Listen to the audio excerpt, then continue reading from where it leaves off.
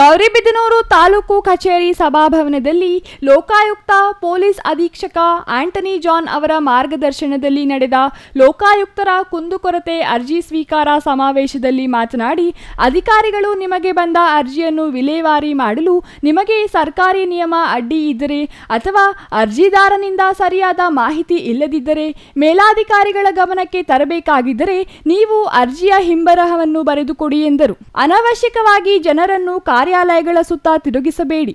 ಲೋಕಾಯುಕ್ತ 3 ನಿಯಮಗಳ ಅನುಸಾರ ಕಾರ್ಯನಿರ್ವಹಿಸುತ್ತಿದೆ. ಮುಕ್ತವಾಗಿ ಜನರಿಂದ ಅರ್ಜಿ ಸ್ವೀಕರಿಸುವುದು, ಸರ್ಕಾರಿ ಅಧಿಕಾರಿಗಳು ಕೆಲಸ ಸರಿಯಾಗಿ ಮಾಡಲು ನಿಗಾ ವಹಿಸುವುದು, ಸರ್ಕಾರಿ ಅಧಿಕಾರಿಗಳು ತಮ್ಮ ವೇತನಕ್ಕಿಂತಲೂ ಹೆಚ್ಚು ಸ್ಥಿರಾಸ್ತಿ ಹೊಂದಿದ್ದರೆ ಕಾರ್ಯಾಚರಣೆ ಮಾಡುವ ಮೂಲಕ ಸಾರ್ವಜನಿಕರಿಗೆ ಅನುಕೂಲ ಮಾಡಿಕೊಡಲು ಈ ಇಲಾಖೆ ಶ್ರಮಿಸುತ್ತದೆ ಎಂದು ತಿಳಿಸಿದರು. ಅಧಿಕಾರಿಗಳು ಸಾರ್ವಜನಿಕರಿಗೆ ಸರ್ಕಾರಿ ಸೌಲಭ್ಯ ನೀಡಲು ಆಮಿಷಗಳಿಗೆ ಒಳಗಾಗಬೇಡಿ ಎಂದರು. ಮಹಿಳಾ ಮತ್ತು ಮಕ್ಕಳ ಆಸ್ಪತ್ರೆ ವೈದ್ಯಾಧಿಕಾರಿಗಳ ವಿರುದ್ಧ ಹರಿಹಾಯ್ದ ಲೋಕಾಯುಕ್ತರು ಕೇವಲ ಬಡವರು ಬರುವ ಸರ್ಕಾರಿ ಆಸ್ಪತ್ರೆಗೆ ವೈದ್ಯರು ಸಮರ್ಪಕವಾಗಿ ಸೇವೆ ಒದಗಿಸುತ್ತಿಲ್ಲ ಏಕೆ ಎಂದು ಕಿಡಿಕಾರಿದರು. ಉದ್ದೇಶಪೂರ್ವಕವಾಗಿ ಔಷಧಿಗಳನ್ನು ಖಾಸಗಿ ಮೆಡಿಕಲ್ ಅಂಗಡಿಗೆ ಏಕೆ ಬರೆದುಕೊಡಬೇಕು? ಆಸ್ಪತ್ರೆಯಲ್ಲಿ ಔಷಧಿಗಳು ಸಾಕಷ್ಟು ಇವೆ. ಇದಕ್ಕೆ ಸರ್ಕಾರ ಕೋಟ್ಯಾಂತರ ಹಣ ಬಿಡುಗಡೆ ಮಾಡಿದೆ. ಆದರೂ ನೀವು ಕರ್ತವ್ಯ ಲೋಪ ಎಸಗಿದ್ದೀರಿ ಎಂದು ಖಾರವಾಗಿ ಪ್ರಶ್ನೆ ಮಾಡಿದರು. ಬಡ ಜನರ ಶಾಪ ನಿಮಗೆ ತಟ್ಟುತ್ತದೆ ಎಂದರು.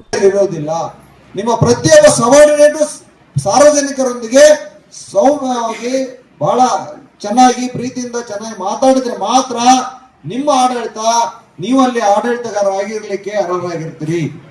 ಅದು ನಿಮ್ಮ ಎಫಿಷಿಯನ್ಸಿ ತೋರಿಸ್ತದೆ. ನಾನು ಇಲ್ಲಿವರೆಗೆ ನೋಡ್ತಾ ಇದ್ದೀನಿ, ಎಲ್ಲರೂ ತಹಶೀಲ್ದಾರ್ನ ಅಪ್ರಿಷಿಯೇಟ್ ಮಾಡ್ತಾ ಇದ್ದಾರೆ. ಬರೀ ತಹಶೀಲ್ದಾರ್ ಒಬ್ಬರೇ ಸಾಕ ಇಲ್ಲಿ? ಯಾಕೆ ಬೇರೆ ಅಧಿಕಾರಿಗಳ ಬಗ್ಗೆ ಯಾರು ಹೇಳೋದಿಲ್ಲ? ಯಾಕೆ ತಹಶೀಲ್ದಾರ್ ಒಬ್ಬರೇ ಮಾಡಿರಾಗೋದಿಲ್ಲ. ಅವ್ರು ಸಬಾರ್ಡಿನೇಟ್ ಚೆನ್ನಾಗಿ ಕೆಲಸ ಮಾಡ್ಬೇಕಾಗತ್ತೆ, ನೀವೆಲ್ಲ ಸ್ಪಂದಿಸಬೇಕಾಗತ್ತೆ.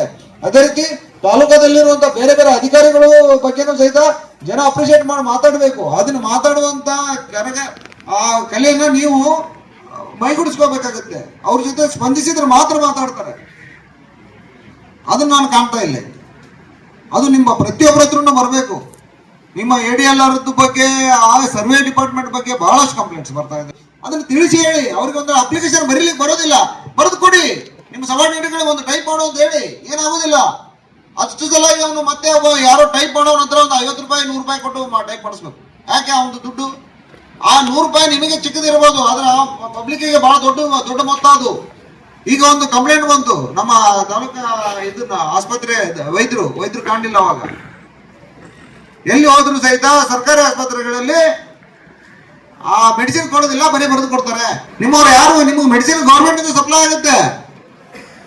ಮತ್ತೆ ಅವ್ರಿಗೆ ನಿಮಗೆ ಮೆಡಿಸಿನ್ ಇಲ್ಲ ಅಂತ ಹೇಳಿದ್ರೆ ಹೊರಗಡೆಯಿಂದ ನೀವೇ ತರಿಸಿಕೊಡ್ಲಿಕ್ಕೆ ನಿಮ್ಗೆ ಹಣ ಬಂದಿರುತ್ತೆ. ಅಲ್ಲಿ ಯಾವ ಆಸ್ಪತ್ರೆ ವೈದ್ಯರು ಸಹಿತ ತಮ್ಮ ಏನ್ ಹಣ ಬಂದಿರುತ್ತೆ ಅದರಿಂದ ಹೊರಗಿಂದ ಇದನ್ನೇನು ತಮ್ಮ ಹತ್ರ ಮೆಡಿಸಿನ್ ಇಲ್ಲ ಅಂದ್ರೆ ಹೊರಗಿಂದ ತರಿಸಿ ಅಂತೂ ಕೊಡೋದಿಲ್ಲ. ಇವರಿಗೆ ಆ ಕಂಪನಿಗಳು ಬಂದು ಭೇಟಿಯಾಗಿರ್ತಾರೆ, ಮೆಡಿಸಿನ್ ಕಂಪನಿಯವರು. ಈ ಮೆಡಿಸಿನ್ ಬರೆದು ಕೊಡಿ ಅಂತ. ಅವ್ರು ಏನ್ ಮಾಡ್ತಾರೆ, ಆ ಮೆಡಿಸಿನ್ ಬರೆದು.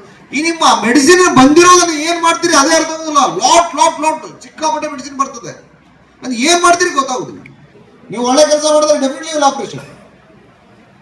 ಇನ್ನೊಂದು ಕೇಳಿದೆ ನಾವು, ಸರ್ RTIದಲ್ಲಿ ಕೇಳ್ತಾರೆ, ಸರ್ RTIದಲ್ಲಿ ಕೇಳ್ತಾರೆ, ಎಷ್ಟೊಂದು ಕೇಳ್ತಾರೆ. ಹೌದು, RTI ಇರೋದೇ ಕೇಳೋಕೇನೆ. ನೀವು ಸರಿಯಾಗಿ ಕೆಲಸ ಮಾಡಿ ನೀವು ಇದು ಮಾಡಿದ್ರೆ ನೀವು ಯಾಕೆ ಹೆದರ್ಕೋಬೇಕು? ಅವ RTIದಿಂದ ಯಾರು ಕೇಳ್ತಿರ್ತಾನೆ, ಯಾವ ಲಂಚ ಗೌರವ ಮಾಡ್ತಿರ್ತಾನೆ ಅವನ್ನೇ ಕೇಳ್ತಾನೆ. ಗೊತ್ತಿರುತ್ತೆ ಎಲ್ಲಿ ಲಂಚ ಗೌರವ ನಡೀತಾ ಇರ್ತದೆ ಅಂತ ಗೊತ್ತಿರ್ತದೆ. ಅವನು ಕರೆಕ್ಟ್ ಆಗಿ ಕಟ್ ಮಾಡಕ್ ಅಲ್ಲೇ ಕೇಳ್ತಿರ್ತಾರೆ. ಅರ್ಥ ಮಾಡ್ಕೊಳ್ಳಿ. We are here, once again I am repeating, we are here to serve the people. ಅವ್ರಿಗೆ ಸೇವೆ ಮಾಡಕ್ಕೆ ನಾವು ಇರೋದು. ಪ್ರತಿಯೊಬ್ಬರು ಗೌರ್ಮೆಂಟ್ ಗ್ರೌಂಡ್ ಲೆವೆಲ್ ಹಿಡಿದು ಪ್ರತಿಯೊಬ್ಬರಿಗೆ ಮಾತಾಡಬೇಕು. ಅವನಿಗೆ ಏನು ಹಕ್ಕುಗಳಿದೆ ಅದನ್ನು ಮಾತಾಡಬೇಕು. ಅರ್ಥ ಆಗಲ್ಲ. ಈ ರೀತಿ ಸೇವೆ ಸಲ್ಲಿಸಿದ್ರೆ ಮಾತ್ರ ಈ ಪ್ರಜಾಪ್ರಭುತ್ವವನ್ನು ನಾವು ಎತ್ತಿ ಹಿಡಿಲಿಕ್ಕೆ ಸಾಧ್ಯತೆ ಆಗುತ್ತೆ. ಇಲ್ಲಾಂದ್ರೆ ಹೋಲ್ ಸಿಸ್ಟಮ್ ವಿಲ್ ಕೊಲ್ಯಾಪ್ಸ್. ಈಗ ಕೇಳ್ತಾ ಇದ್ರೆ ನೀವು ಬೇರೆ ಕಡೆ ಆ ದೇಶದಲ್ಲಿ ಹಂಗಾಯ್ತು, ಈ ದೇಶದಲ್ಲಿ ಹಿಂಗಾಯ್ತು. ಇದೇ ರೀತಿ ನಾವು ಮಾಡ್ತಾ ಇದ್ರೆ, ನಾವು ಸೇವೆ ಸಲ್ಲಿಸ್ತಾ ಇದ್ರೆ ಒನ್ ಡೇ ಅದೇ ಸಾರ್ವಜನಿಕರ ರೊಚ್ಚಿಗೆ ಹೇಳ್ತಾರೆ, ನುಗ್ಗುತ್ತಾರೆ. ಅದಕ್ಕೆ ನಾವೇ ಕಾರಣಕರ್ತರಾಗ್ತೇವೆ. ಅದಕ್ಕೆ ಅವಕಾಶ ಕೊಡಕ್ಕೆ ಹೋಗ್ಬಿಡಿ ದಯವಿಟ್ಟು. ಕುಂದುಕೊರತೆ ಸಭೆಯಲ್ಲಿ ನಗರಸಭೆ ಸರ್ವೆ ಇಲಾಖೆ, ಕಂದಾಯ, ಆರೋಗ್ಯ, ಮಹಿಳಾ ಮತ್ತು ಮಕ್ಕಳ ಆಸ್ಪತ್ರೆ, ಪೊಲೀಸ್ ಇಲಾಖೆ, ಜನನ ಮತ್ತು ಮರಣಗಳ ಇಲಾಖೆ ಹೀಗೆ 62 ದೂರುಗಳ ಸುರಿಮಳೆ ಹರಿದು ಬಂದಿರುವುದು ವಿಶೇಷವಾಗಿತ್ತು. ಕಾರ್ಯಕ್ರಮದಲ್ಲಿ ತಹಸೀಲ್ದಾರ್ ಮಹೇಶ್ ಎಸ್ ಪತ್ರಿ, ಲೋಕಾಯುಕ್ತ ನಿರೀಕ್ಷಕ ಶಿವಪ್ರಸಾದ್, ಮಹೇಶ್, ಪೌರಾಯುಕ್ತೆ ಗೀತಾ, ಇಒ ಹೊನ್ನಯ್ಯ, ಬಿಇಒ ಶ್ರೀನಿವಾಸಮೂರ್ತಿ, ಪರಿಸರವಾದಿ ಚೌಡಪ್ಪ ಮತ್ತಿತರರು ಹಾಜರಿದ್ದರು.